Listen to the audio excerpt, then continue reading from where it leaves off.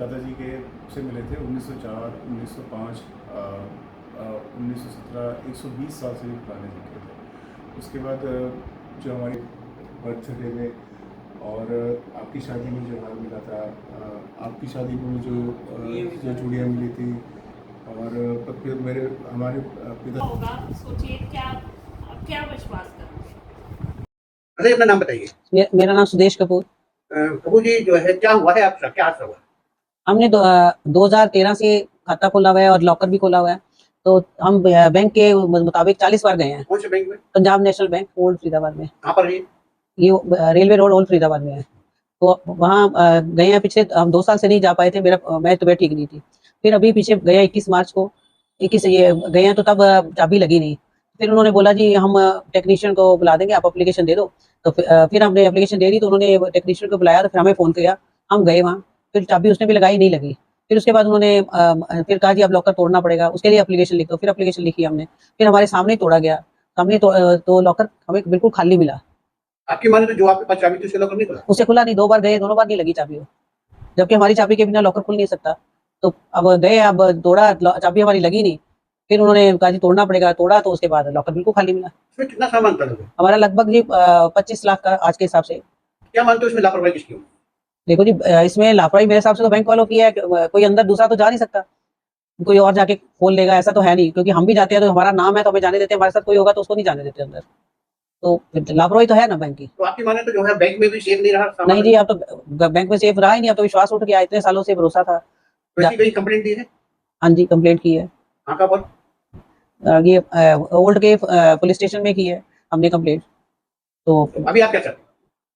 हम तो वही न्याय चाहते भी होना चाहिए, पूरी इंक्वायरी होनी चाहिए। अभी हमारा सामान का जो भी सब मिलना चाहिए, आपका सामान मिलना मिलना चाहिए। क्योंकि मेहनत हमारा बड़ों का दिया हुआ सामान था, हमारी अपनी शादी का मेरा था सामान, और भी सब जो मिला हुआ था बड़ों का, चांदी के सिक्के वगैरह पुराने। जो सोना है वो बहुत पुराना है। सोना ही पुराना है, चांदी के सिक्के भी 100 साल पुराने हैं, उससे भी पुराने हैं हमारे। तो मतलब बैंक वालों से बात हुई तो बैंक वालों ने कुछ आश्वासन दिया?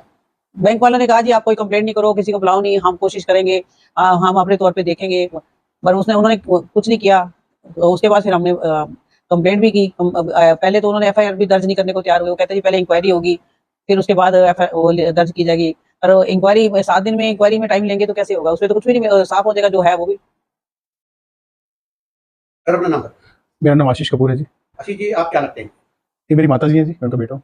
जब आप ही लेके जाते होंगे, आप ही साथ आते होंगे, लेके जाते होंगे, तो इस बार जो कितने दिन बाद गए थे लोग? जी हम 2024 बैंक रिकॉर्ड के हिसाब से हम 18 मई 2024 के बाद इस बार हम पिछले महीने गए 21 तारीख को, 21 जुलाई को। तो इस बार जब गए थे तो हाँ। क्या देखने को मिला वहाँ बैंक में? हमने लॉकर एक्सेस का रजिस्टर में साइन किया। उसके बाद हमने लॉकर एक्सेस करने की कोशिश की, जिसमें जो हमारे पास ओरिजिनल की थी। हमारा ये बैंक लॉकर 13 साल पुराना है और हमारी सेम ओरिजिनल की है।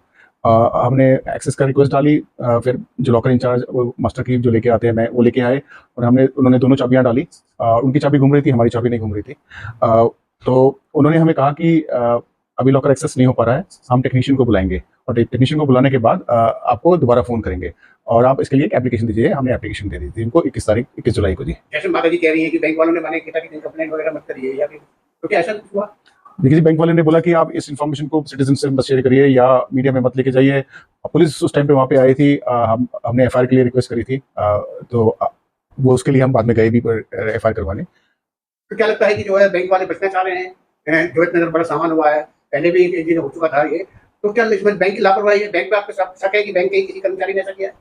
देखिए जी, पंजाब नेशनल बैंक के पिछले 1.5 से 2 साल में 5 से 6 केसेस हैं जो इंटरनेट में ऑलरेडी अवेलेबल है मीडिया में। जैसे पंचकुला में है, चंडीगढ़ में है, फरुखाबाद में है, फरीदाबाद 15A की भी लोग बात करते हैं, और कीर्तिनगर दिल्ली की भी बात करते हैं। तो लॉकर से रिलेटेड केसेस हैं ये। तो ये कोई ऐसी चीज़ नहीं है कि जो आज पहली बार हमारे साथ हुई है। ऐसा लगता है कि ये एक बहुत ही बार बार होने वाली चीज़ है जो आम जनता के साथ हो रही है। तो इसलिए विश्वास नहीं है जी, विश्वास खत्म हो गया, और डर भी लगता है तो बैंक में सामान रखने से। तो लगभग कितने का सामान होगा और कंप्लेंट कहाँ की है?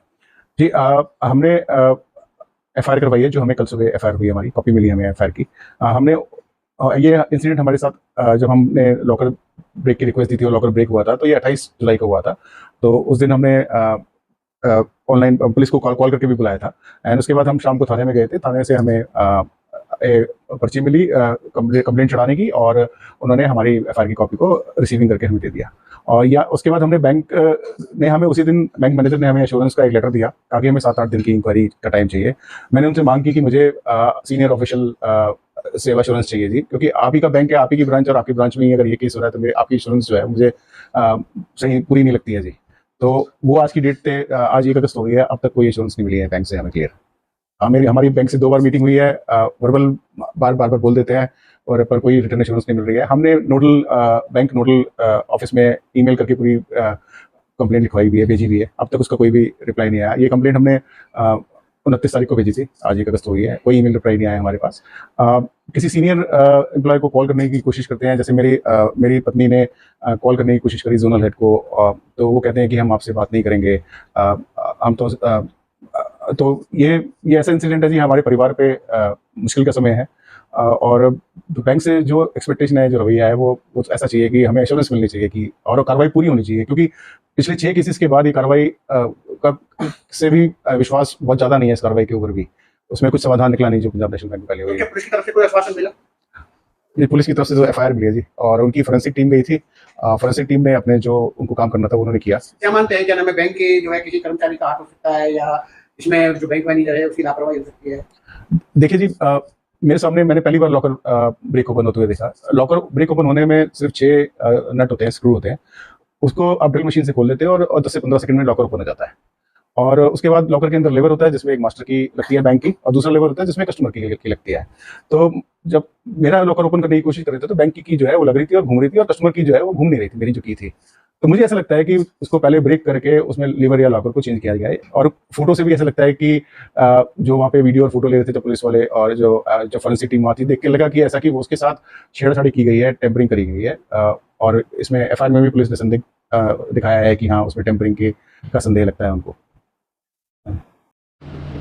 सर, एक बैंक है जिसके लॉकर से लाखों की ज्वेलरी चोरी का मामला सामने आया है, क्या है घटना, क्या कारण की है? देखिए, ओल्ड थाना क्षेत्र के अंतर्गत 31 जुलाई को एक मामला सामने आया था, जिसमें एक शिकायत करता है आशीष कपूर, जो सेक्टर 28 का रहने वाला है, जिसने अपनी शिकायत में आरोप लगाया है कि उसका पंजाब नेशनल बैंक जो होल्ड स्थित है उसमें बैंक लॉकर था, तो उनमें उनके ऑर्नामेंट्स काफ़ी ज़्यादा ऑर्नामेंट्स थे, तो उसमें वो रखे हुए थे, और वो 2013 से अपना लॉकर मेंटेन कर रहे थे, बार बार अपने समय पर विजिट कर रहे थे। 28 तारीख को वो जो बैंक में गए, पहले भी बैंक में गए थे, तो उनकी चाबी से वो लॉकर खुल नहीं रहा था। 28 तारीख को जब वो बैंक में गए 28 जुलाई को, तो उन्होंने लॉकर खोलने की कोशिश की, लेकिन लॉकर चाबी से नहीं खुला, तो वहाँ पर उस लॉकर को तोड़ा गया। तोड़ने पर पता चला कि उस लॉकर में से सारी ज्वेलरी जो गायब मिली है। तो उसकी शिकायत पर उन्होंने पुलिस को शिकायत दी 30 तारीख को, 30 जुलाई को। तो उस पुलिस ने उसकी शिकायत के आधार पर उसमें मामला दर्ज कर अनुसंधान आरंभ कर लिया है। क्या क्या ज्वेलरी शिकायत होती है, कितनी कीमत होगी? जी, जो शिकायतकर्ता ने अपनी शिकायत में बताया है कि उसके लगभग 8 आइटम थे, उसमें 7 आइटम सोने के थे, और लगभग जो 7 जो चांदी के कॉइन्स थे, और कुल मिला के जो ये ऑर्नामेंट्स थे, इनकी कीमत लगभग 18 लाख रुपए के करीब जो हमने आकी है। तो ये इसकी कीमत बताई गई, ये इसमें से चोरी होना पाया गया है। तो अभी की कोई गिरफ्तारी किसी को? जी, अभी मामला इनिशियल स्टेज पे है, हमने मामला दर्ज कर लिया, बैंक से रिकॉर्ड लेंगे, फिर पता करेंगे अकाउंट्स का क्या, जो लोकल उसका क्या स्टेटस था, कब से आरंभ था,